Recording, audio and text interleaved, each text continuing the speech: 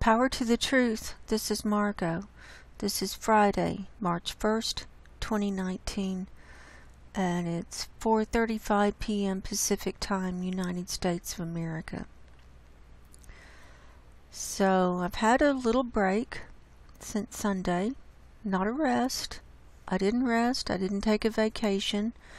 I'll tell y'all all about it as we get along in the show. But I'm back. Hopefully I'll try to be able to keep caught up with everything. We have a lot to cover today. We've got methane, 1 day's worth of methane that we can look at from this is from Monday the 25th. So my last show that I did on Sunday, we saw methane data through Friday on that show. So we missed Saturday and Sunday, but what we see at the beginning of Monday is where Sunday left off. And so you can look back through my last show and look through the forecast period and see what was going to happen.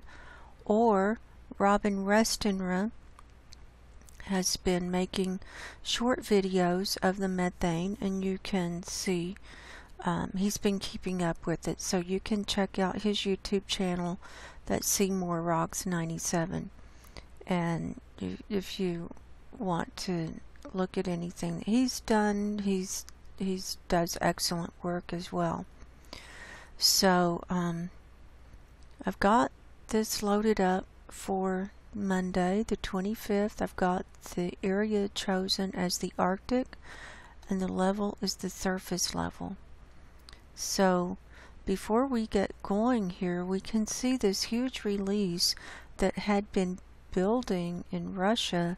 It's now moving into the Kara Sea here, and when we run the movie, it's going to move out over it, and we can see big release still to the right of Novaya Zemlya, and we're still seeing a release out of the Chukchi Sea and moving across as far as the Arctic. So, and we're going to look at the global view in a minute too. So as it's smoothing out, you can see it dissipates by about Tuesday, and then a little it just swirls around, releasing for the rest of the forecast period, and then a new wave starts building at the end of the forecast period. So the data is for Monday, and the forecast period is through today, the 1st. And we also have a big release from England and this area down here. So when we look at the global view, you'll be able to see that. And also, we're not going to look at NASA Worldview today. We'll get caught up on all of that in the next few days. I do have quite a bit of news items that I want to share. I'm going to do the show a little bit differently. We're just going to go through my Facebook page and look at all the recent things, the news items on my Facebook page. I figured that was the easiest way to do it, and we're probably not going to have time to do any comments from YouTube, but I appreciate all of your comments that you've left me over there and all of your well wishes and everything. It was a highly stressful week. You can hear I'm very hoarse. I was in some unusual environments that I'm highly allergic to, but I had to be there, and you know, just by being in my non-allergy, non-toxic space, eventually I clear up to the point that I can function. So so there's that, and then here is the global view, so we'll load that up so you can look where you're located and see what methane looks like in your neck of the woods. So while that's loading, I'll tell y'all what happened. So Monday was the 25th, and I live in the Reno, Nevada area. We've had storm after storm after storm, and a new storm was moving in on Monday with very high winds. I mean, awful high winds. And it was mainly wind that we got down here in the valley. And there was snow up in the mountains, and the interstate was closed, and anyway, so I'm here in my apartment on Monday afternoon and just organizing my thoughts about the show I was going to do, which I was not able to do, and just watching some TV and kind of chilling out. And the next thing I knew, of course the wind was blowing like mad, and the next thing I knew, had a power surge, and the electricity went out momentarily, and everything came back up except for my modem. And I have AT&T U-verse, and so everything runs through the modem, the phone, the TV, the internet. And so my modem was fried, and I tried everything. So not having a phone, I had to go to a public place and use the phone. I went to the library and called AT&T, and they ran a remote check and said, yeah, your modem got fried. We'll send you a new one. I said, okay. So they said, well, you'll get it in 1 to 2 business days. And so that was Monday afternoon. And so it finally came yesterday afternoon, late afternoon on Thursday.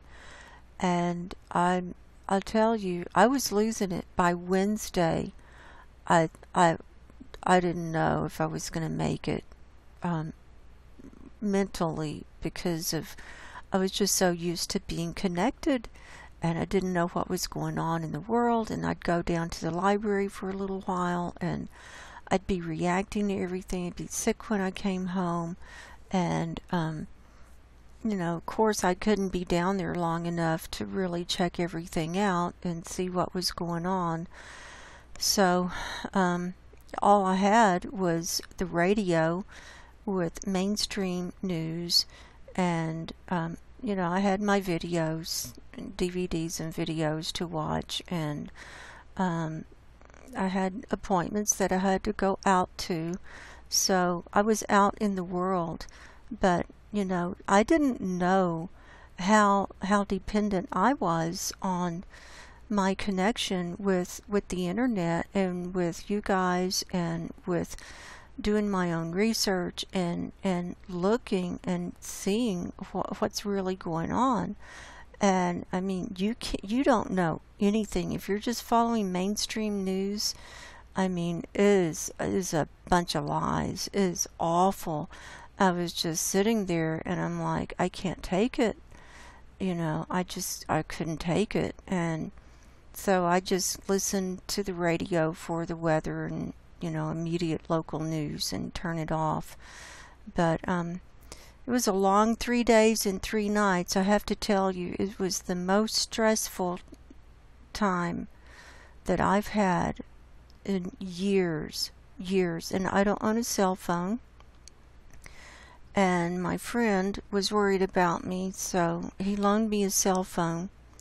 So saying, if something happens, you can at least call me, and you won't be out of touch, and all this stuff. So I borrowed his cell phone. This was Wednesday, and so Wednesday night I called him. We had about a 10-minute conversation. I did not even hold it up to my head. I held it away from my head.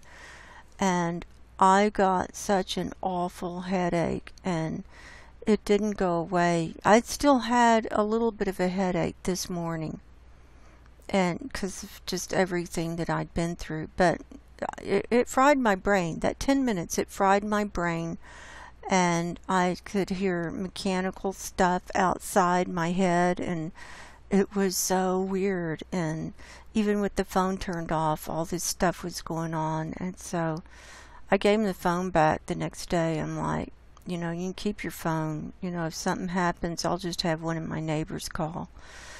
So, and there are no pay phones in the world anymore. Everything is going to cell phones. Everything is going to Wi-Fi.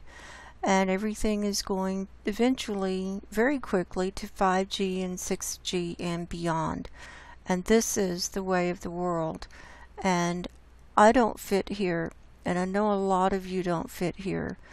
And I've had a lot of time to reflect, even though I was stressed out. I had a lot of time to think. I had a lot of time to reflect on things. I've got some new insights that I'll be sharing as we talk about things.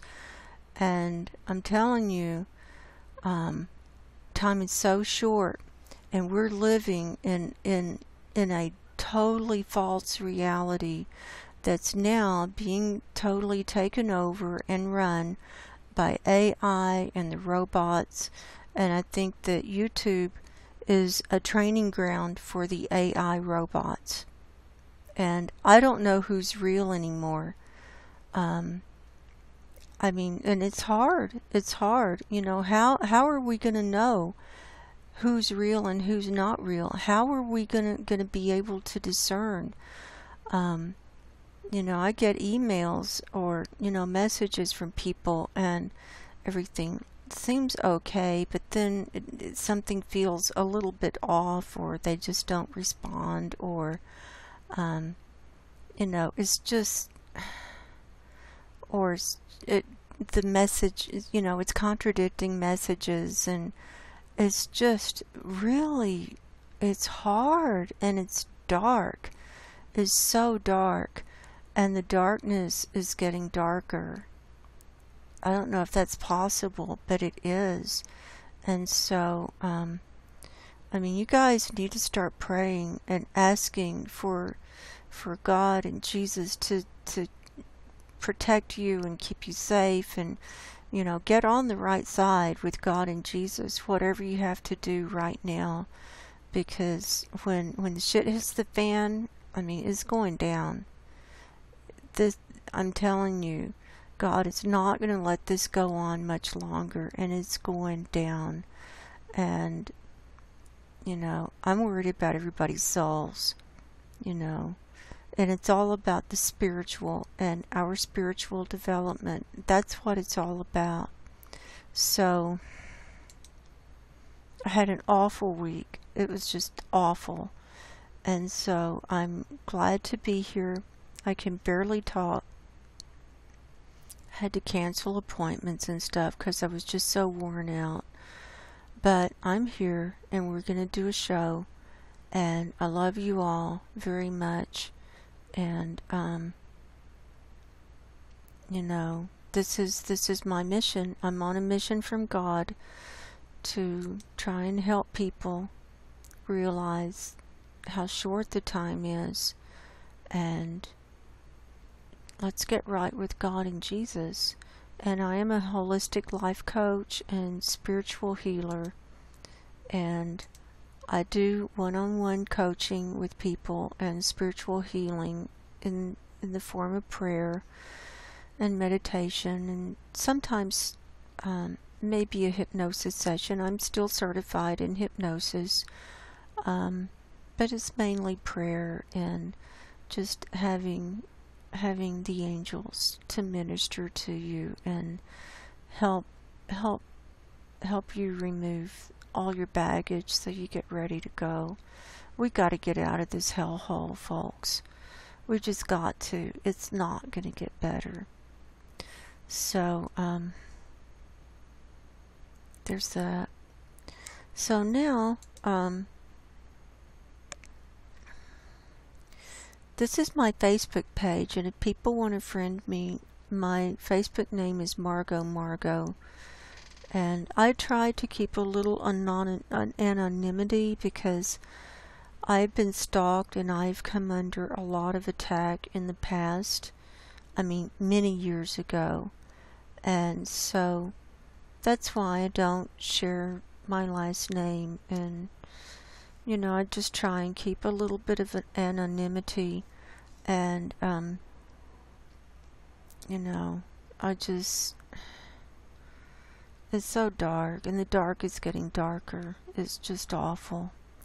So let's go to our world and climate news, and then we're going to go to earthquakes, and I'm going to do 7-day report for the last 7 days so that we can see everything that's gone on while I was out, and then we'll be all caught up on earthquakes, and then starting tomorrow we can do the comments and some other things too. So our first article is the British Antarctic Survey has closed its Halley base for another winter.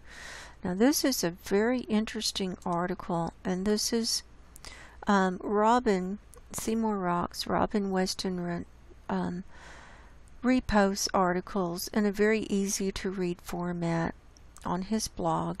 And if you want to go to the original article, I'm not sure where he posted. Oh, right here. You can click right there. It's from the BBC, and it's from yesterday, the 19th. And this has to do with the Antarctic. And there's an ice sheet, this brunt ice sheet, that is breaking off. They found this huge crack, this huge chasm right here. And then there's this Halloween crack. They've had that for a long time.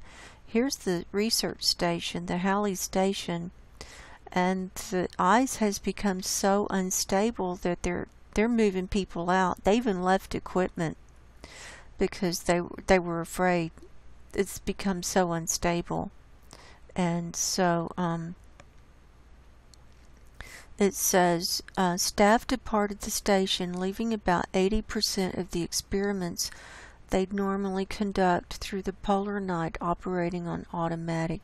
Now remember, it's still daylight down there, but it's been daylight for several months because it's at the South Pole, and as the Earth is tilting, as the North Pole is starting to tilt towards the sun, then the South Pole is tilting away from the sun, and so it's starting to get dark down there now. So I think they're going to have light until, I think probably like the first part of April is when it goes dark. The closure is the result of ongoing uncertainty surrounding the stability of ice near Halley that is likely soon to break off into the sea. BAS believes the base is far enough away to be unaffected, but it doesn't want people there just in case. They're sending planes in to evacuate personnel in winter darkness and in bad weather is an unnecessary risk. So they're trying to get everyone out before the winter comes for them. The base sits on the Brunt Ice Shelf, the floating protrusion of glaciers that are flowing off the Antarctic interior into the Weddell Sea. And we'll look at NASA Worldview another time, and we'll be able to see this. But I'll leave. So I'll tell you what I'm going to do. Hang on, let me get my show notes ready. Hold on. Okay, so what I'm going to do with all these links is, as we read an article, I'm going to paste it into my show notes. And then that's what I'll put in the description under my YouTube channel, up under the video. So, and you can also go to my Facebook page and see everything too. Then, this one was posted by Robin. This is from the LA Times. Methane in the atmosphere is surging, and it's not good. I tell you, you know, I don't like this because I don't know. I don't want to become a member of them, and then when you click go to home page, you lose the article. So let me see if I can do something. See, we lost the article. But they've got all this crap. See, you gotta try it now or this and that. You gotta join in order to do that. But anyway, if you want to read the article, it's about methane in the atmosphere. So, because we're all methane freaks. That sounds kind of bad, but not meth, methane. Here's a post that was shared by, this is Joe Newbarth's post, and it's regarding methane, and this is from the NOAA. It says, this is from the NOAA website, and it says 2,624 parts per billion in the atmosphere. That is not reassuring. And it's in the North Pacific up here. Look at that. Look at that. It's this fuchsia color, and this is the Atlantic. He says North Pacific, but yeah, it is some in the North Pacific. I mainly see in the North Atlantic, but look, it's down here too, right in the Mediterranean. See that? Going across north of Africa and all the way across Siberia. And we saw all of that on cams too. So there's that. I'm not going to leave a link to that. Here is a post that I shared from Planet X News, and it's about the storms moving across the United States, and we have another storm coming in. We have another system coming in tonight. Oh, and the winds were so bad here. There were people who've lived here all their lives, and they said they've never seen winds like what we had Monday night. And there were cars flipping over from the wind way down in the valley, like in Washoe Valley and places. And they shut down Donner Pass and a bunch of the interstates and stuff, and because it was just too windy. And they didn't let mail trucks through, they didn't let FedEx, they didn't let UPS, they didn't let big rigs through because of the wind. And then there was snow too up in the mountains. So that's what's going to happen. There we go. And see, what we had is now all the way across the rest of the nation. So welcome to the crazy new world, the new planet. And then this is an article that I've shared from futurism.com, and it's about finding evidence of groundwater on Mars. First evidence of planet-wide groundwater system on Mars found. Now let me go ahead and copy and paste this so I don't forget.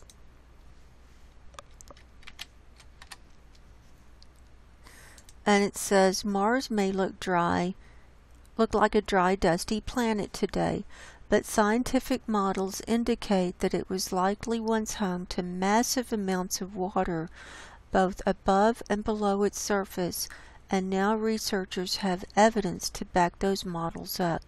So apparently, you know, Mars had a whole atmosphere, and I think it was quite livable, and we might have actually migrated from Mars.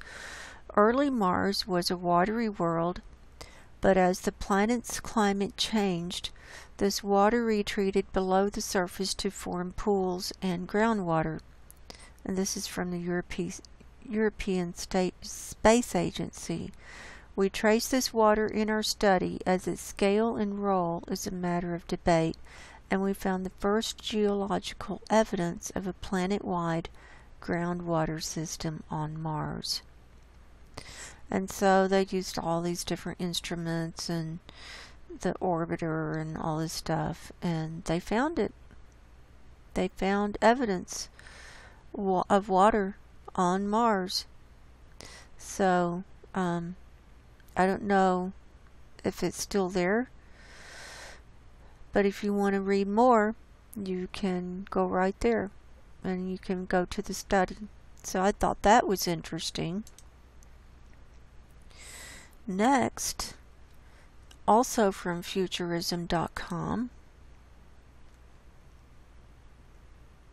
Now this one's freaky. European military contractor tests new laser weapon. Okay. Like we don't have enough weapons to kill everybody. Rheinmetall Defense, a Europe-based military technology contractor, recently tested a fully functional laser weapon system. The laser target was a laser turret. There's a picture of it. Was able to target and eliminate nearby drones and mortar shells during a December test near Zurich, according to Army Recognition, a terrifying vision of the future of warfare. The laser is expected to be customized and deployed during ground, air, and naval-based combat. It was designed to supplement the NBS Mantis anti-air system that the German military deployed to protect its outposts in Afghanistan. Oh, and in the meantime, they've got an ad for a depression treatment device. Look at that. You put the little headband on and it zaps you so you won't be depressed. How do you like that? Oh, you can't be depressed. It's, world's going to hell in a handbasket. We're about to all die, but you can't be depressed, so put your little zapper headband on and you'll be okay. It's all messed up. I'm telling you, I can't take it anymore. Laser weapons are moving from the realm of the cool research experiment to the battle-tested military technology, though for now lasers are limited to large turrets and not the beam rifles we see in movies. America has them, Russia has them, and with Rheinmetall Defense's successful tests, so too will Germany and other European powers that commission the defense company. Then you can read more right there. So there's that. And then, if people in LA want to know what's going on down there, black helicopters swarm Los Angeles in surprise. The military exercise, which reportedly involves special forces, will continue through Saturday. Now this is how messed up our world is and why there is no fixing it. There is no fixing it. And this is exactly why. Black helicopters swarm Los Angeles in surprise urban warfare drill. This is from usahitman.com. This is from February 6th. Dozens of Black Hawk helicopters descended on downtown Los Angeles Monday night. So, that was when? February 6th. So, that was like a month ago that this must have happened. While residents reported explosions and scrambled to find out if they were looking at a military invasion or a film shoot.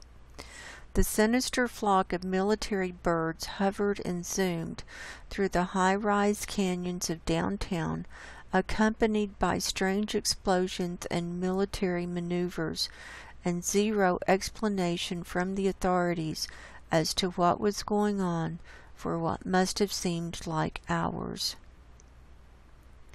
At least one helicopter actually landed on Wilshire Boulevard in downtown LA, and explosions were heard all over the city. The LA Police Department belatedly released a statement assuring Angelenos that it was only a drill, explaining members of the U.S. Army had cleared the military training with local police and officials. The purpose of the training is to enhance soldier skills by operating in various urban environments and settings. And so on and so forth. It's too much. I can't take it. The dark is getting darker, folks.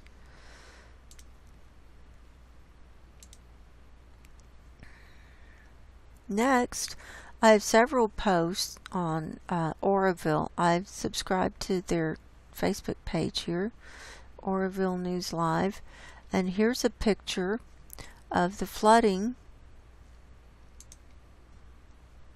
You know, Oroville, I've showed you Oroville Dam on the earthquake map and everything. I've done a whole thing on it. Ord Ferry Road remains closed due to high water levels. Look at that. Cal Fire Butte conducted a rescue on Ord Ferry last night due to a person going around the road closed signs. Do not go around road closed signs. No, if it says road closed, it's closed, folks. It's closed for a reason. And they're out there in the boat, you know, having to save people. This reminds me of a movie I watched called The Long Hard Rain. It's actually available on the internet, on YouTube. The whole thing will flip you out. It will flip you out. They had a dam break, and the rain just kept coming. The dam broke, flooded the town, and people were like inside their homes, up on the second story, you know, trying to get to higher than the water, or in an office building, and they would be, you know, trying to get out through the air conditioner vent and everything. Unbelievable. So that was today's post. That was from 9 hours ago. Here's another article about Oroville. Butte County signs proclamation of local emergency caused by several recent storms. That's so they can get money, because they've had storm after storm. And that dam, and then here's news on the dam. Lake Oroville water level is this morning at 6 a.m. Friday, March 1st. The water level was at 878 feet MSL. The level is 72.68 feet above full pool of 728.10. The change since yesterday, it's gone up 2.02 feet in one day. That's the reservoir.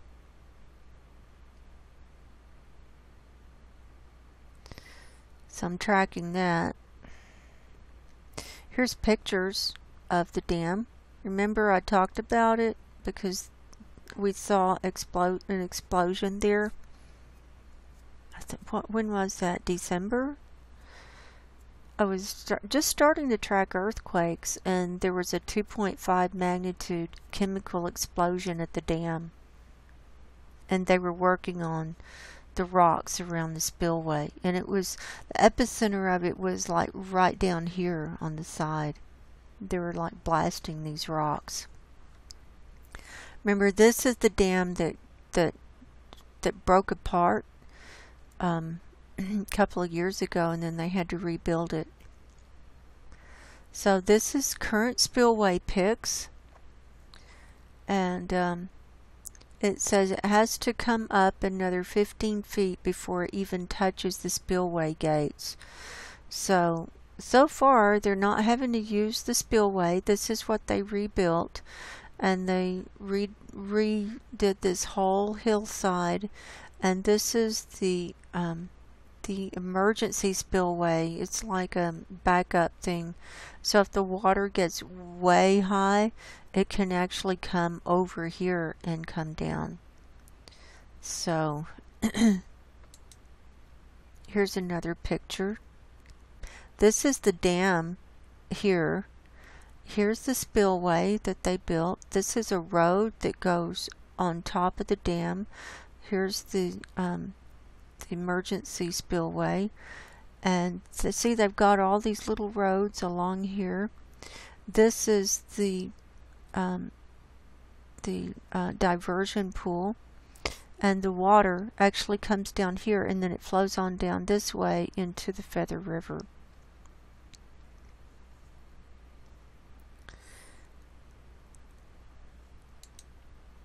Here's another picture of it straight on.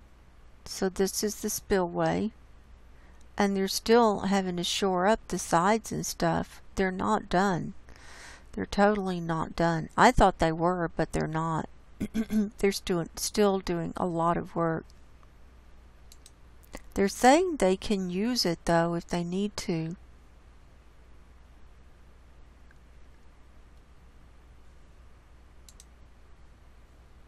Here's another angle. Here's the other side, and you can see here the reservoir. They've got roads, see, on the other side. And so, when was it?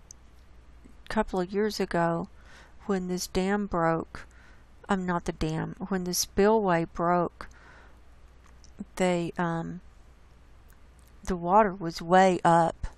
It was up over this whole area.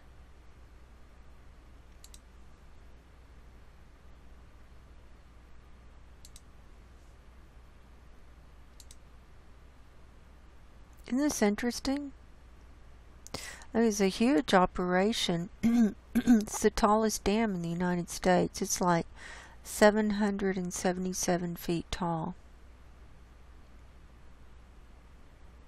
There's the spillway gates. So we're on the other side now looking in. So there's the spillway there. Here's another view of that. And here's the water. And they've got a marina. This is the marina. They've got docks and stuff out there.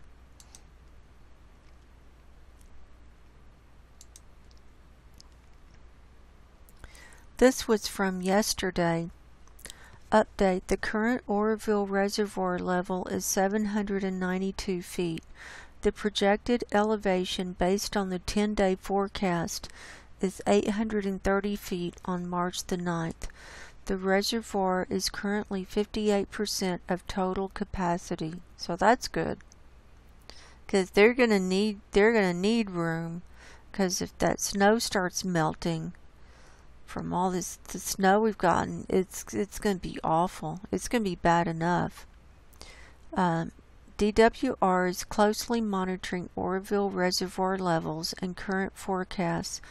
DWR will update the public, media, and local partners through emails, news releases, and social media.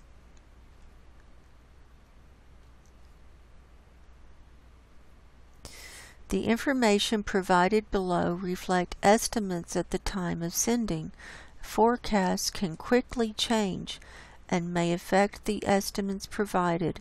If the lake begins to rise very quickly in the coming weeks due to large storms and increased inflows, DWR may consider using outflow mechanisms, including Hyatt Power Plant and the main something. I can't see the rest of it. And now we're back to the beginning pictures.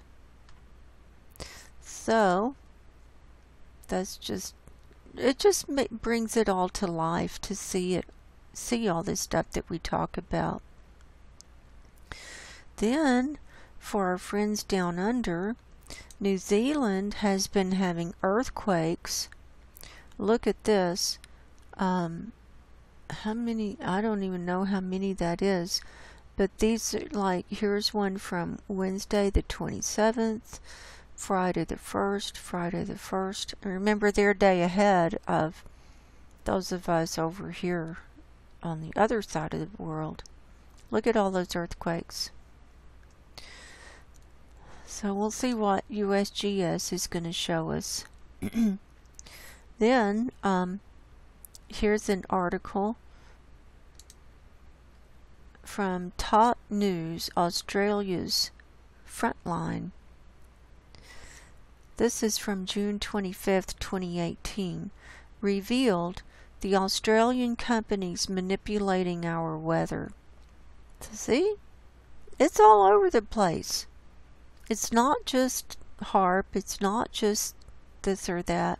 It's every single country is doing weather modification. Everyone. Because they're trying to play God and they can't do it. They're screwing it all up. Man is not meant to know all the secrets of creation, because if he did, he'd screw it up. Which is obvious. For over decades in Australia, the study of clouds, rain, and the atmosphere has been largely hidden from the public as a secretive network of government agencies and private business interests continue to manipulate the weather around us to their personal benefit. Does that sound familiar? You know, it's the same story. It's just a different article, different country, but it's all the same. But I like this picture because it shows what happens when you do the cloud seeding. Then it creates the reflective aerosols, and then you've got your space mirrors, and this is all in radiation management. And then it screws everything up. But see, they're going to manage it. They think they're going to manage it. And then they've got articles from, here's the one from 1954. Plane vapor trails above Adelaide. Look at that. So these chemtrails we're seeing is nothing new. They've been doing this for a long time. Here's from the Sydney Morning Herald, November 24th, 1951. Scientist explains new way to make rain. This is from San Francisco.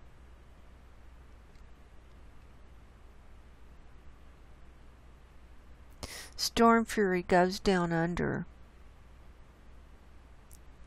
And on and on. Then it tells the companies that are involved. So, we'll leave the link below and you can read that if you want.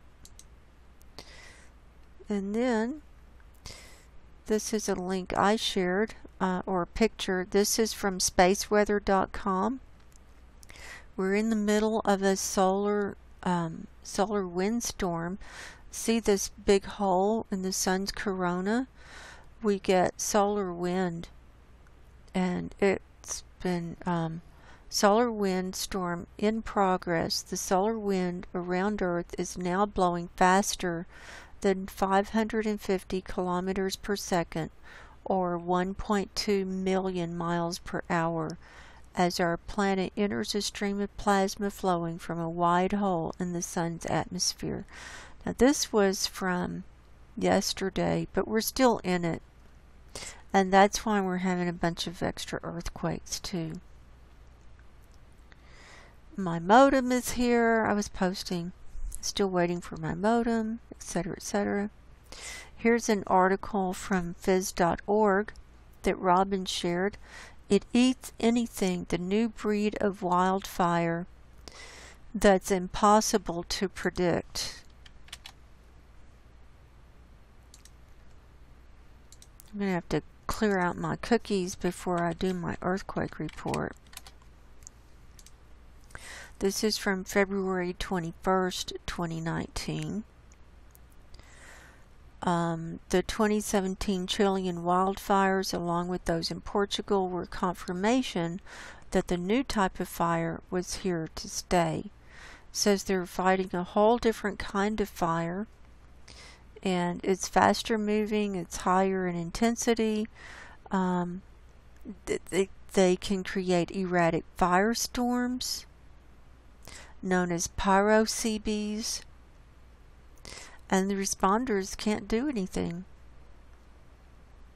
And they can't predict the fire behavior. So, you know, this is down in South America, so this is the new normal. And they've been realizing this for a long time. So, we'll leave that link. And then I just shared some pictures from Climate Reanalyzer while I was at the library. That's from February 26th. That was last Tuesday with the snow and sea ice.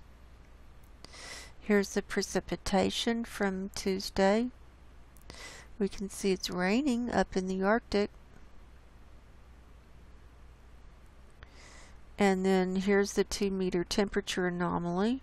And look at Alaska and this northern, this is the Arctic Ocean, where the sea ice, it's all red.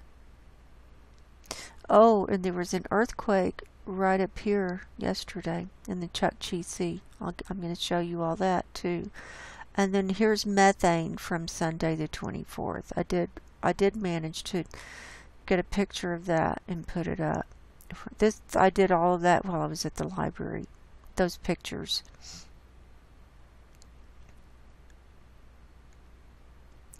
And that's it. That's all my news. So, let's save our show notes, because I don't want to lose that. And I'm going to take a short break, and we'll come back for our earthquake report. So, don't go anywhere. Alrighty, we're back now. So, let's go over to our earthquakes. It looks like Christmas, doesn't it? So, we have, in the last 24 hours, 215 earthquakes worldwide of all magnitudes. And we have 39 worldwide that are above 2.5 magnitude or higher. And I really wanted to do a show yesterday when I got everything hooked up, but I was just so tired. And there were like 250 earthquakes worldwide, and all these earthquakes down here at New Zealand, and I'm like, I've got to do a report, but I didn't. I didn't do that, so had plenty of other stuff to do. So let's just look quickly at what's going on. Just in the last 24 hours. The big one is the 7.0 that happened near Ozongaro, Peru at 12:50 this morning. Now these are Pacific times that I'm quoting. 257 kilometers deep. It has the wave there, and then you can go and see, and they said there was no tsunami threat anywhere from this earthquake because it was so deep. But if it had not been that deep, there could have been a tsunami for all these places across the Pacific there. So there's that down here. That's the biggest one. I don't know if it did any damage or not. It says it was 27 kilometers northeast of Ozongaro. So here's Ozongaro. So it looks like it's up in the mountains out in the middle of nowhere to me. But there could be people living by, and I mean that would have caused damage, most definitely. but not as much damage with it being that deep. So I think what I'd like to do, that's all magnitudes for the last 24 hours. Let's go to 7 days, all magnitudes.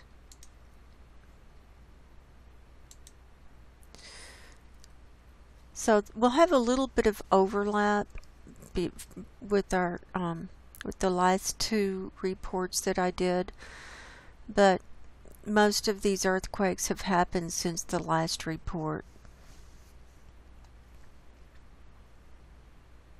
So we've got almost 1,800 earthquakes in the last 7 days of all magnitude here, and the orange ones are the ones that happened in the last 24 hours. The red ones are what's just come in recently today, and the yellow ones are older than 24 hours. So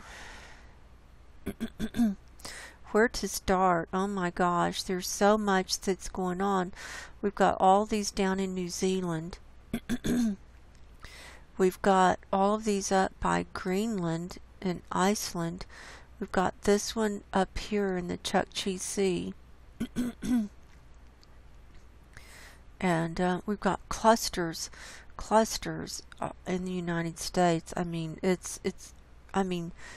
so much happened while I was out. I mean, really so much happened. So let's start down here with our friends from New Zealand and from down under, and we're going to just start with what we're finding here. Here was a 5.5 near Macquarie Island. This was on the 23rd. So I reported on that. Here, so they had another one right up from it yesterday on the 28th at 5 o'clock in the afternoon. 5.8 right on this red line. Then here's New Zealand. This one, this 5.1 off the coast of the northern island. This 5.1 came in yesterday at 11:55 yesterday morning. And then we've got two now I reported on this one, this 4.1 near Blenheim, because that was on the 23rd. And then this one was on the 25th of 4.2 near Kaikoura. This one was 12 kilometers deep. So this is a danger zone because of this tectonic plate line that comes right down here and crosses the lower island and goes right down. And remember, there's a big methane store right here off the coast of Gisborne. So now let's move on up to Fiji and Tonga. We had a 4.9 on the 26th. This was near Ndoye Island, Fiji. This one was very deep, 587 kilometers deep. So remember that the deep ones are what causes the plates to move around the planet and the magma to move. And then there was this 4.8 that happened today. Today, March 1st at 2:57 p.m. this afternoon, 522 kilometers deep. So very deep right there. So those two have happened. And when you see them, like on a week, what's come in a week. It's really impressive. I mean, you don't think about it when you just see them one at a time, one at a time. But when you see it like all piled up together, you realize, you know, this is a dynamic world that we live on, and it's always in motion. Okay, so here was a 5.1 on the 24th, 112 kilometers deep. That was near Lata, Solomon Islands. And then a 4.5 on the 27th, same place, near Lata, Solomon Islands. That one happened on the 27th, 119 kilometers deep. And then this one came in today, 4.8 near Sola, Vanuatu. This one came in at 6:38 this morning. It was 342 kilometers deep. So that one was deep. Totally. Then, moving on over to Papua New Guinea. 5.1 on the 23rd. I reported on that one already. 5.0 on the 24th. This was after my report on the 24th. This one happened. This was near Rabaul, Papua New Guinea. This one happened at 9:01 p.m. on the 24th, 158 kilometers deep. Was on land. And so now we're starting to see a whole bunch of these on land. Here's one that came in today, 4.7 near Porgera, Papua New Guinea. This one came in last night at 11:18 p.m., 35 kilometers deep. Then this one came in 4.5 near Inuratali, Indonesia. This one came in yesterday at 8:57 in the morning, 42 kilometers deep. Then we've got this group here, 5.0 on the 26th. See, most of these are since my last report. Near Amahai, Indonesia, on the 26th, 114 kilometers deep. 5.0 near Samlaki, Indonesia. This one came in on the 26th, 165 kilometers deep. 4.4 near Samlaki on the 28th at 12:47 a.m. 109 kilometers deep. And 4.4 today. Same near Samlaki at 2:21 this morning, 145 kilometers deep.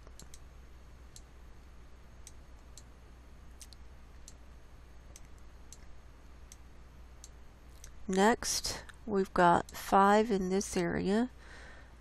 4.1 on the 22nd. I already covered that. That was near Anyar. 527 kilometers deep. That was deep. That will cause some movement. Here's a 4.1 near Kahali on the 25th. 35 kilometers deep. 4.3 near Lailungi on the 25th, 35 kilometers deep. 4.7 near Labuhan Kananga on the 27th. And then a 4.6 near Llanos came in today at 3:51 this afternoon. 558 kilometers deep. That one wins the prize so far.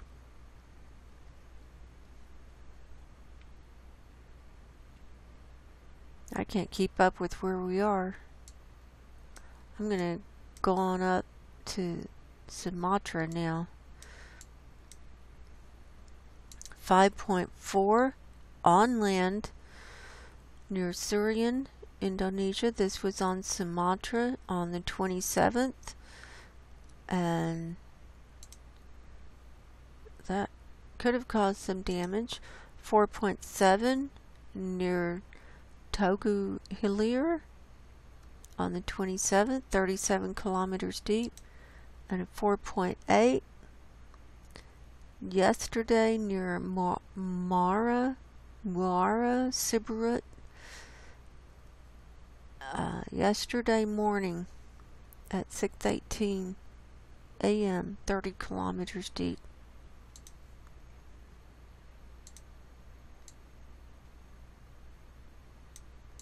Moving on up.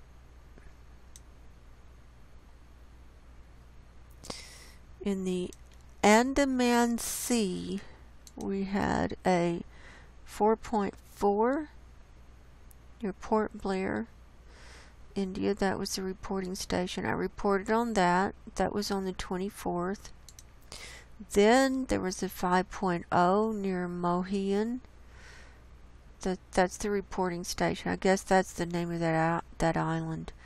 That was on the 27th, 114 kilometers deep, and 4.7 right next to it near Mohian. Sorry. This one happened on the 27th as well. I think I said that a few times. Pardon me while I have a brain fart. Now let's head up this way. Did I Amahai? Did I do those?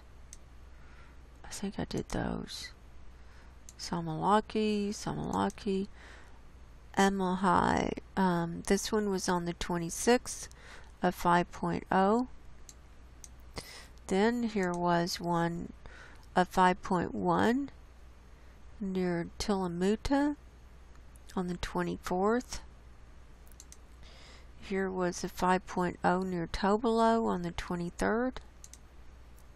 4.6 on the 23rd, same place. 5.2 on the 28th. This is part of the Philippines. 4.5 on the 27th. 4.8 on the 26th. And 4.9 near Santiago, Philippines, today at 1:27 this morning. See, some of these are happening on land now. Here's a 4.9 near Subic. That was on the 22nd. I think I reported on that. 4.6 today near Comias Norte, Philippines. This one happened at 12:51 p.m. 96 kilometers deep. And here was a 4.5 on the 24th near Puro Pingat. Yeah, moving on up. Here was a 4.5 near Nago, Japan on the 28th. Here was one near Nagasaki. 4.6 that happened on the 22nd. I think I reported on that. You know, I might not have, because if they missed getting on the map for whatever reason, I could have missed reporting. Here's one from today, a 4.8 near Izu Islands that came in at 4:47 this afternoon. This one came in today, a 4.4 near Hitachi, Japan at 1:03 this afternoon, 42 kilometers deep. Here is a 4.4 near Tateyama at 4:20 4:20 in the morning on the 26th. Then we got a little row here, 4.4 on the 22nd, 4.4 on the 23rd, 5.0 on the 26th. All off the coast of Japan. There's Fukushima. Here's one up on the northern end on the island. 4.4 near Kizakuri on the 27th. 142 kilometers deep.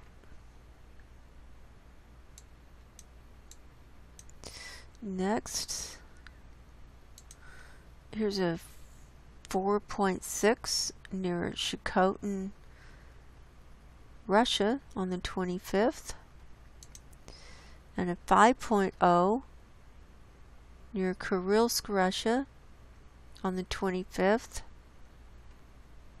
That one was on land. Here we're moving on up. This is still Russia. 4.6 on the 28th near Severodvinsk, 141 kilometers deep. Then off the coast of Kamchatka, a 4.5 on the 26th. Unless they're extremely, if they're like over, 100 kilometers deep or over, I'll call them out the depth. 4.2 Ottu Station, Alaska, today at 11:47 this morning. Okay, I'm not ready for the US. Gotta go to China now. Look at our little cluster here. We've got 3 at Yanling. Here's a 4.9 on the 23rd, a 4.6 on the 24th, and a 4.9 on the 24th. So they had a little cluster there. Here was 3.4 near Mirzapur, Bangladesh on the 25th. We had this one in India today, a 4.0 near Silvassa, India. This happened actually last night at 9:44 p.m. Then in Pakistan was a 4.2 near Tangwani, Pakistan on the 25th. Here's a cluster. Look at this. Here was a 4.0 on the 23rd, 4.1 on the 24th, and a 4.5 on the 25th. So all in a row there. So 3. It's all just showing movement of everything. And then this one in Iran, 4.5 on the 26th. Now here we are near Greece again. Here's Crete. 4.2 on the 22nd. We already got that covered. 4.3 near Latakia on the 24th. And 4.9 near Latakia on the 28th. Those were all in the water. Look. London, the UK, they've been having earthquakes, but USGS hasn't been picking them up. 3.3 near Dorking, United Kingdom. This one happened on the 26th at 7:42 p.m. Pacific time.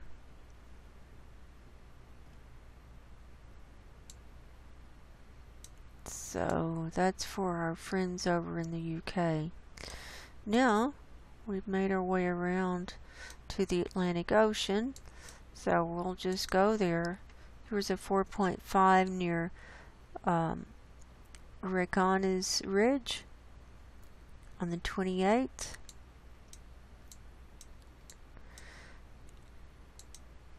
We already reported on this 4.5 on Iceland on the 23rd.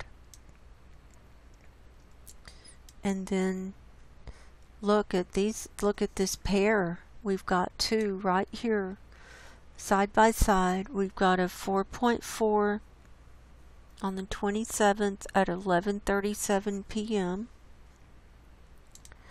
and a 4.4 on the 27th at 11:43 p.m. So 6 minutes apart. So something's happening. And then we've got 3 up here. I already reported on these. Remember, this was in my report on the 24th. This trio, all together. They happened all within the same amount of time too. This 4.3, 4.2, 4.5. So that's all for up there. Now coming down in the Atlantic, we've got another pair. We've got a 5.6 on the 25th, Central Mid-Atlantic Ridge, and a 4.9 on the 25th. This one was at 7:47 p.m. The first one is at 7:05. So about 40 minutes later, there was the 4.9, same place, Central Mid-Atlantic Ridge.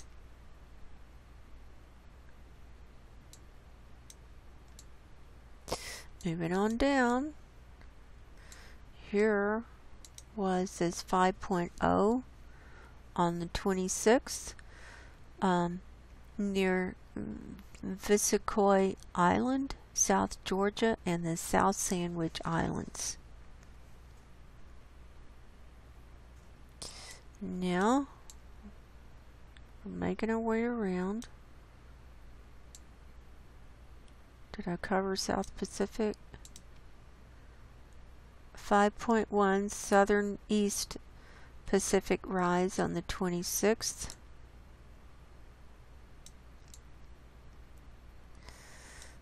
Now moving on up to South America. Here's a 4.8 on the 28th near Chonchi, Chile.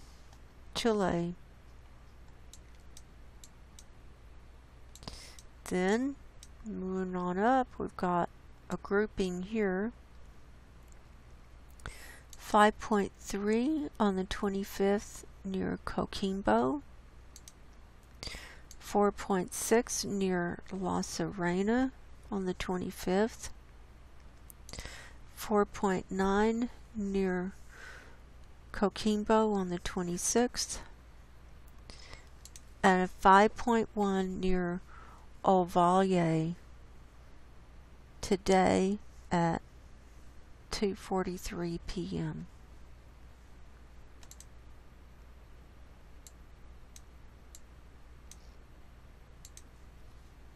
.5 on the 28th near Anatuya, Argentina. 559 kilometers deep. That one's deep. Remember the article I shared about the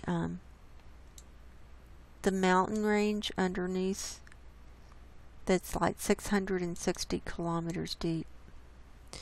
4.9 in Bolivia on the 23rd. I think I covered that. Here's a 5.0 near El Aguilar on the 23rd. 4.6 on near San Antonio de los Cobras on the 27th, 186 kilometers deep. 4.1 near Antofagasta on the 23rd, 103 kilometers deep. A 4.2 near Calama, Chile. This one came in today. It's 3:55 this morning, 114 kilometers deep. 4.4 near Calama on the 25th. 4.4 near Calama on the 26th. And 4.1 near Iquique on the 26th. So it's been active down here, I would say. Then this one, a 4.8 near Tarata, Peru on the 28th. And then here's this big one that they had this morning, this 7.0.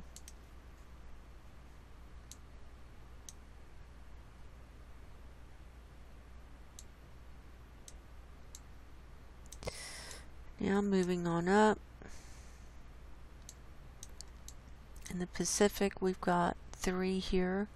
At the Galapagos Islands, we've got a 4.5 on the 27th, 4.6 on the 27th, and a 4.5 on the 27th. These last two were 10 minutes apart. And remember, the Galapagos Islands are volcanic islands, so there's a lot of activity going on down there.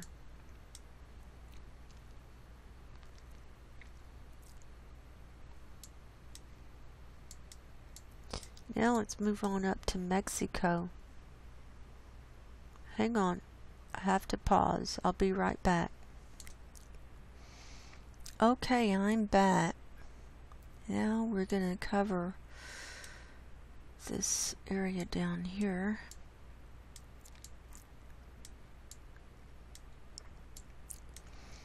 We had 2 off the coast of Nicaragua. This one came in today, a 4.5 near San Juan del Sur. Or actually, it came in last night, in the last 24 hours at 7:21 p.m. And there was this 4.4 near Mazachapa on the 23rd.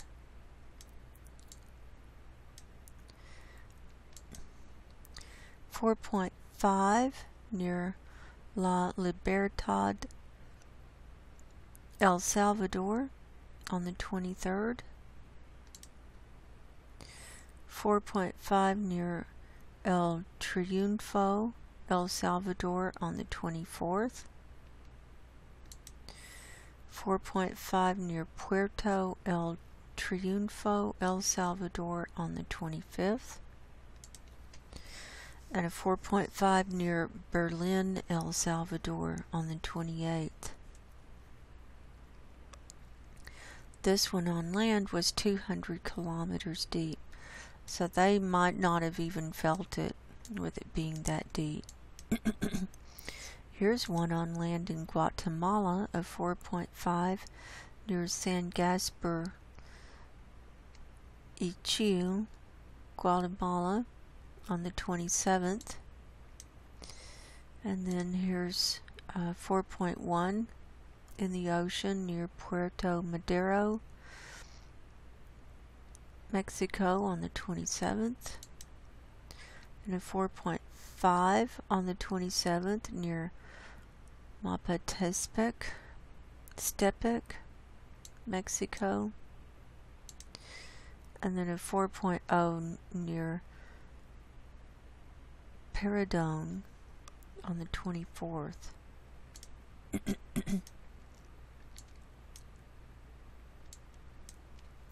Then here's one on this red line in the ocean of 4.0 near Tomatian, Mexico on the 26th. So I think you can get a new appreciation for the dynamic quality of what's happening around the planet. look at this. Look at this Dominican Republic area. It's really, there's 88 earthquakes here in the last 7 days. I'm not going to call off all of them, but there are some significant ones, like this 4.5. This is north of Trinidad. Here was a 2.8 and 4.2 near Guadalupe. So, and then look at all of these scattered around. There's 85 right here, near all around this Puerto Rico island. Here's a 4.1. Looks like that was probably the highest, or close to being the highest. 3.2 there. So things are happening. Seriously. Now let's move over to Hawaii.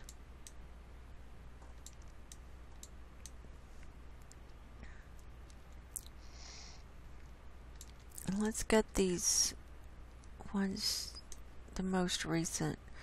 2.4, 0.6, 1.8, 1.8, 1.8, 1.8, 1.9, 1.8, 1.9.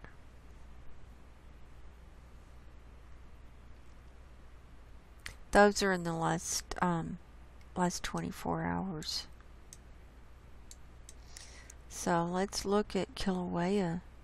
Look at all these in the crater here. These are in the 1s and 2s range. 2.4 looks like it's the highest. So there's definitely movement and activity going on.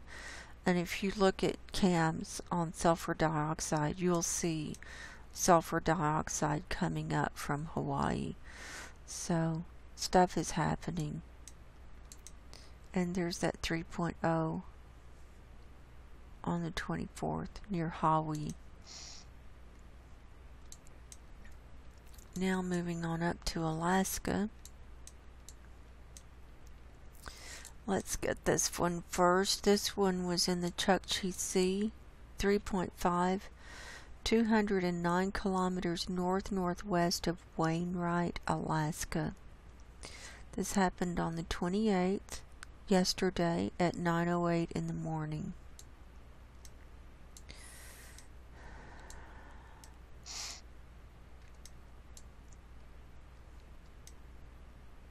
Look at this one, 4.1 near Otka. And see, they're still coming in. 3.3 near Chernabura Island. Well, what's all this? See, and they're clustering. We've got a cluster of 14 here near Kodiak.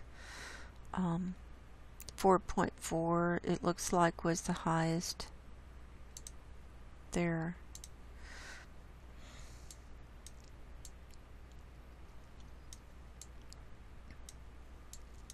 Let's look up here in this Kobuk, Alaska region, and Tanana. We've got 15 here.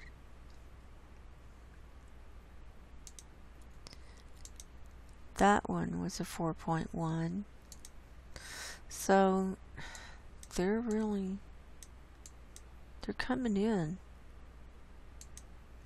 Here's a 3.1 near Arctic Village today.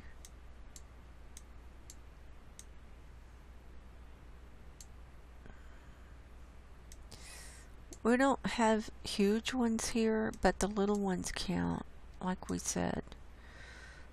They're making stuff move, and they're causing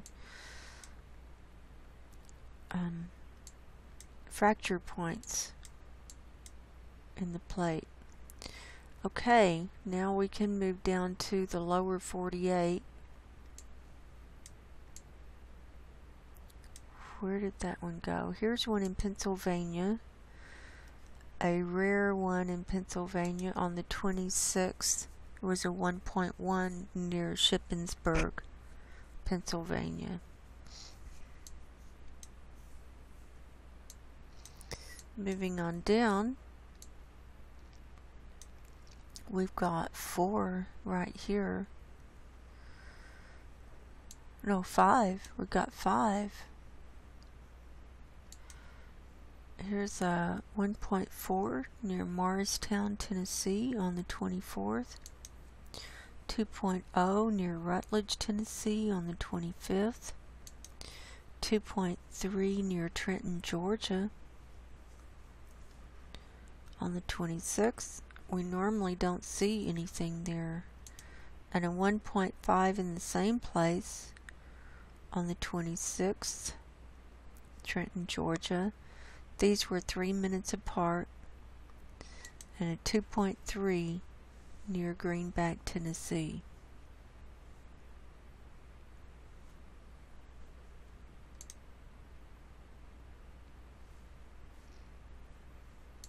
Then in this New Madrid fault area, we've got 5, 2.1 near Melbourne, Arkansas on the 23rd, 1.4 near Ridgely, Tennessee on the 25th, 2.2 near Steele, Missouri on the 26th, 2.4 near Manila, Arkansas on the 26th, and 2.2 near Tiptonville, Tennessee on the 28th.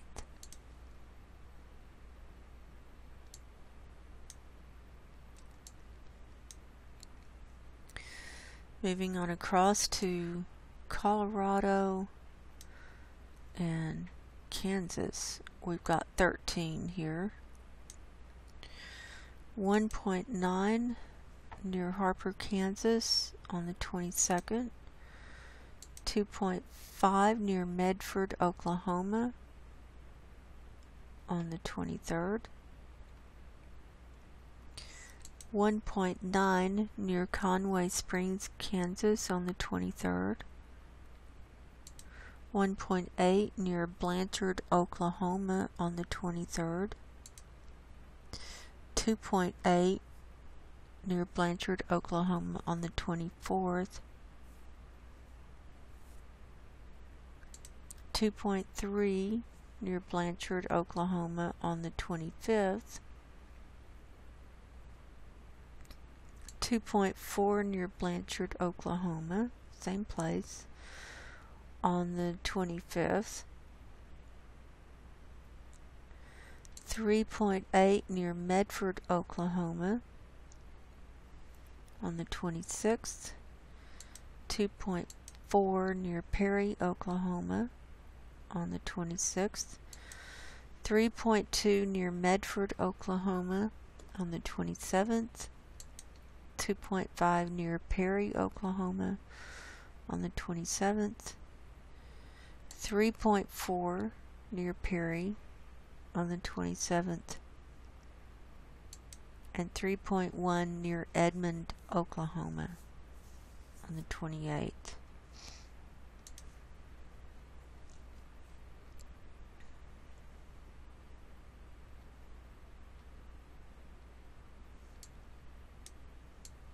Then we got Colorado. Oh, look at Texas. We've got something in one lone one in Texas.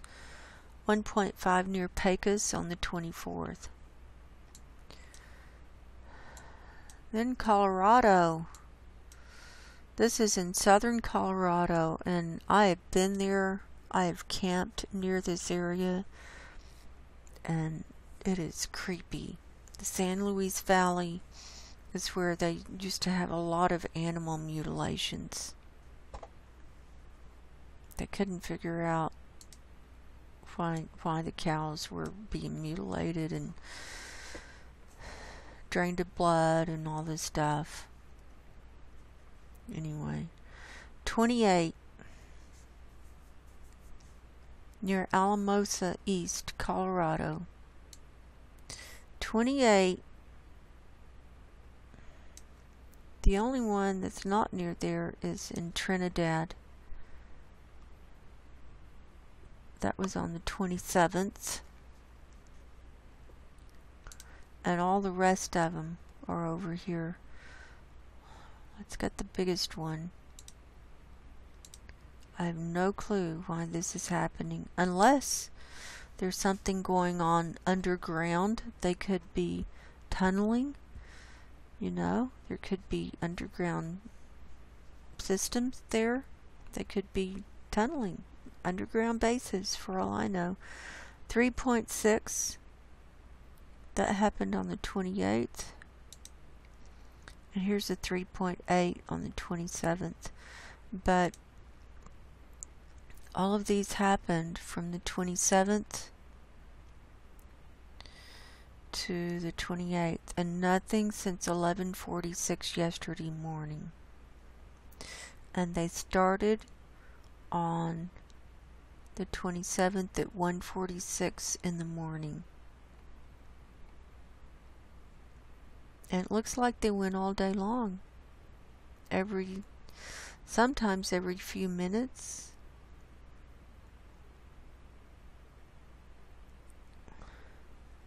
It's just hard to say. So, for whatever reason, Alamosa East, Colorado has a bunch of earthquakes here in the last few days. Then, moving across to Utah, see if there's anything in Arizona. No. We've got clusters. Remember, these are 7 days. We've got 3 here at Enoch, Utah on the 24th. Already reported on those. Here's one from today, a 1.8 near Fillmore that came in at 2:39 this morning. Look at this cluster here. Look at that. This is all in the last week at Farron. Remember Farron? We saw that cluster here a couple of weeks ago. This was from the 22nd. Looks like 20 through today. We actually had one today at 3:24 this morning and 1.3. They're small, but it's a whole cluster. It's a whole swarm here. They're in the ones range, it looks like. So there's Farron. That's not stopped. And then up here at East Carbon City, there's 17. We've got some of these at negative depth. Here's a 2.1 kilometers negative depth, 2.1 negative, 2.7 negative, 2.1, 3.4. You know, these are almost all of them are a negative depth, meaning that the magma is up in the mountain causing the earthquake. These are small, they're 2s and under, but still is showing stuff is happening. Then, okay, did we get this? We got Farron. We got then down here at Bluffdale. This is directly south of Salt Lake City. They still got stuff. We've got 36 here in the last 7 days. From the 23rd all the way through, let's see, most of them were on the 23rd, then the 24th, a few on the 24th, then a few on the 25th, then it took a break, and then we've had 2 today. There's 0.9 at 12:45 this morning, and a 1.5 at 12:03 this afternoon. Here's the biggest one, a 3.1 on the 23rd.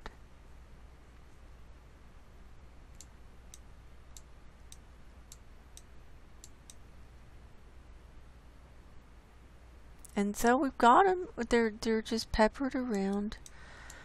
And then here's the whole Yellowstone region. We've got 56 here on the map for this whole region, Yellowstone. Here's the 3.3 near Salmon, Idaho on the 23rd. I reported on that. Here's a 2.3 near Manhattan, Montana on the 27th.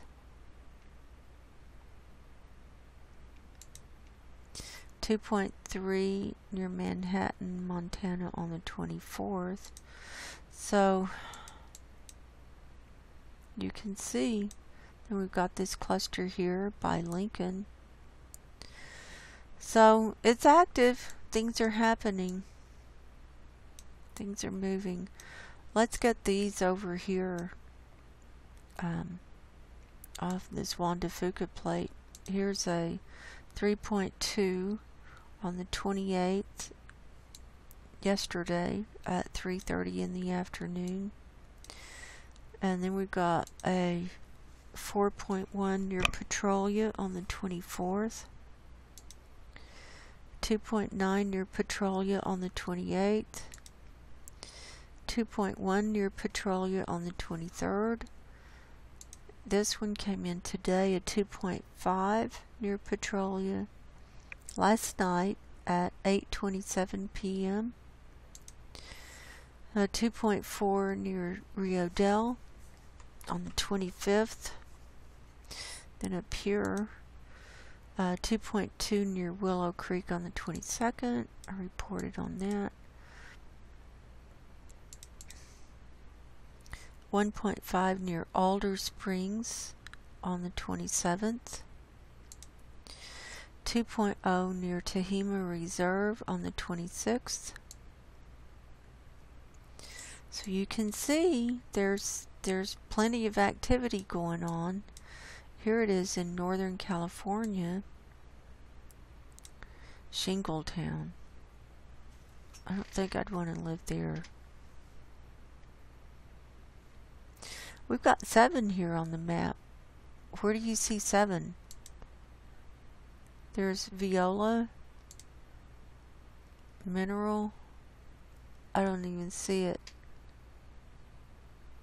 It's a 0.6. 0.2 near Mineral. Oh, they're down here. Oh, that's at Mount Lassen. That's the volcano. Or Mount Lassen is right there, but they have more volcano areas down here. It's part of the Mount Lassen area. So we got 7 up there, and then they're peppered around coming down through California. 1.1 near Quincy on the 28th. Let's see what Reno's doing. This one happened today, a 1.1 near Mogul. It's actually up in the mountains near Mount Rose. That's Mount Rose. This one happened this morning at 12:41 this morning. Here's one northeast of Pyramid Lake, a 1.6 on the 24th.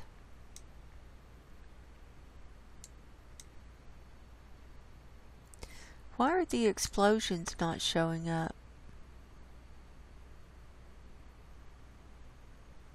Lovelock has had 2, one on the 23rd and then one today, 1.5s. Maybe they take the explosions off of the 7-day. So you can see them peppered around. I'm not going to go over every single one of them. There is a cluster down here at Goldfield. That's a big mining area. 3.1 on the 28th. This whole cluster happened. There are 23 here, and most of them happened um, they started on the 27th at 1:27 in the morning. And then they went every few minutes until the 28th, 7:08 in the morning. 28.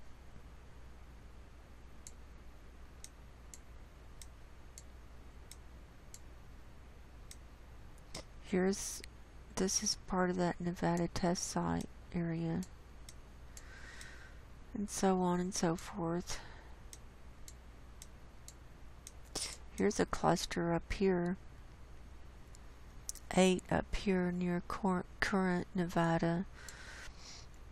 From the 24th to the 26th. They were all on the 24th except for this 1.5 was on the 26th. So they had a cluster right there. 7.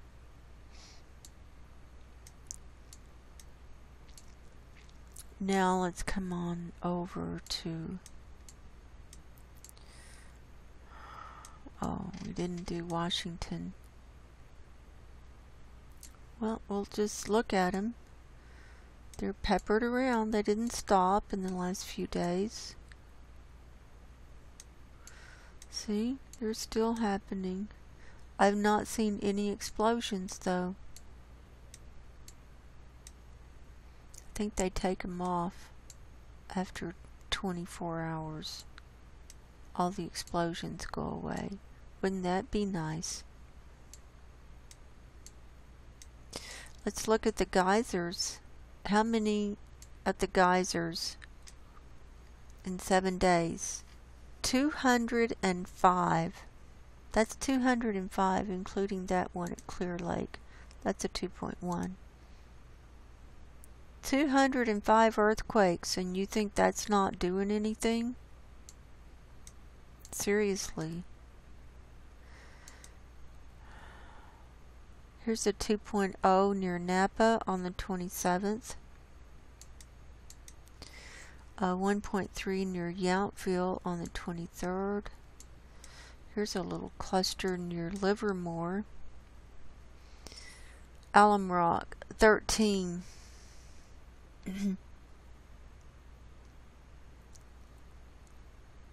They had some on the 22nd, then the 24th, and then they took a little break, then 1 on the 26th, and then 3 on the 28th.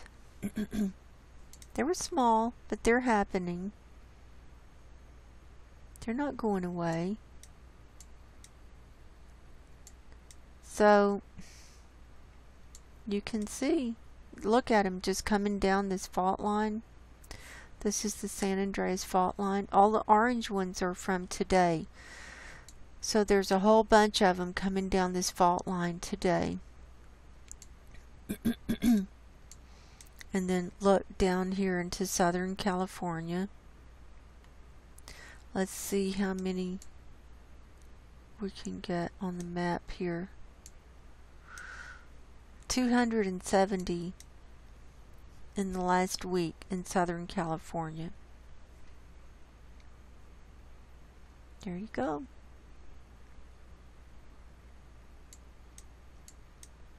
Here's a cluster. This is at Mammoth. At Coso Junction, Little Lake.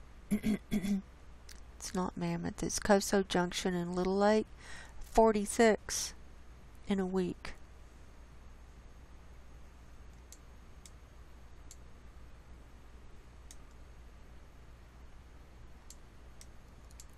Here's some.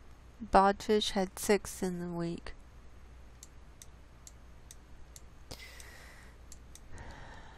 Here's Mammoth Lake.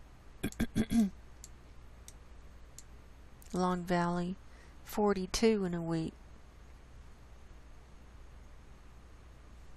See?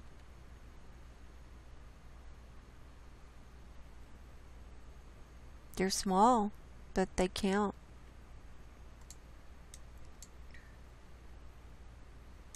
I think that's it.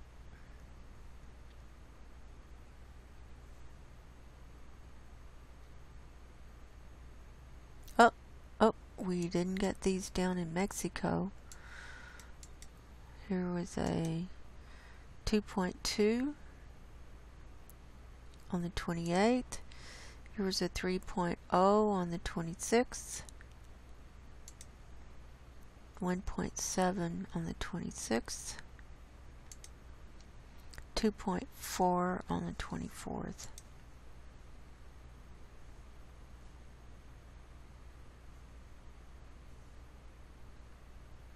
See if we got that one. 2.5 near Ridgely. Yeah, we got that. That was at 4:12 today.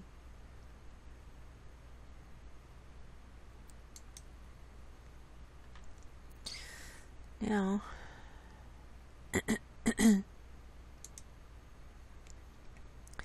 let's go to 1 day, all magnitudes.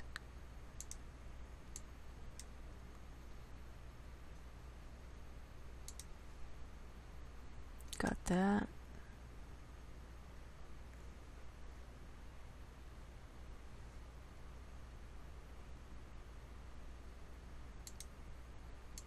Here's 2.5 magnitudes. Did we get this one? 3.3 near Chernobyl Island at 5:33 this afternoon.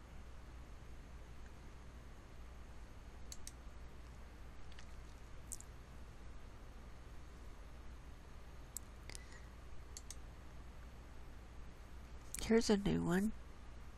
This one came in while we were recording. 4.5 at the Owen fracture zone. Right over here. See, in the Arabian Sea, off the coast of Oman. This is Saudi Arabia, Yemen, Oman. This one came in at 5:17 this afternoon, right on the red line.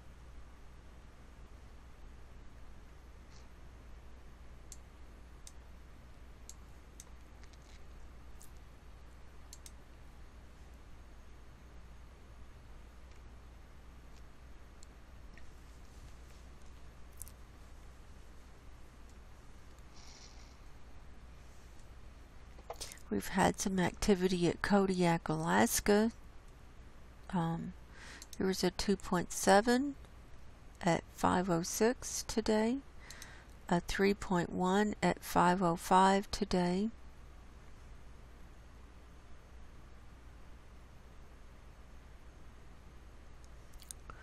So I think that's a wrap.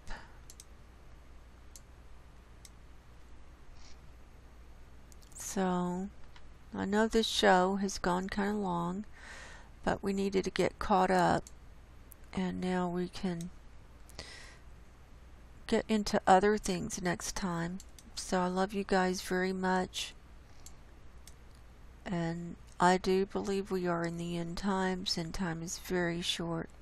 No one knows the day or the hour, so just be ready. Just be ready anytime. Get right with God and Jesus. I love you all. Until next time, God bless you. Go in peace and goodbye.